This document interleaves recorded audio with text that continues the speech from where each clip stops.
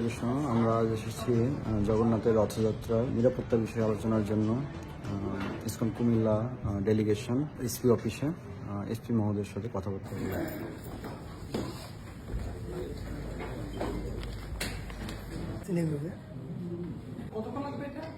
এটা আমাদের সর্বোচ্চ আমরা ম্যাক্সিমাম 10 ঘন্টার মধ্যে নিরাপত্তার সাথে এটা শেষ করার জন্য যত রকমের আমাদের জেলা পুলিশের পক্ষ থেকে যে ধরনের ব্যবস্থা নেওয়া দরকার আমরা সেটা নেব।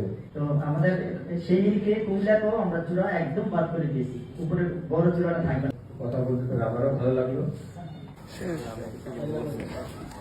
ইসকন কুমিল্লা জগন্নাথ দেবের রথযাত্রা উপলক্ষে নিরাপত্তা সহ বিভিন্ন বিষয় নিয়ে আমরা এসপি মহোদয় সাহেবের সাথে কথাবার্তা বলেছি। এসপি মহোদয় ব্যক্তিগতভাবে এবং কার্যালয়ের পক্ষ থেকে ইসকন কুমিল্লা ডেলিগেশনকে আশ্বস্ত করা হয়েছে যে খুবই সুন্দর এবং সুষ্ঠুভাবে এবারের রথ উদযাপনে ওনারা সকল সহযোগিতা করবেন।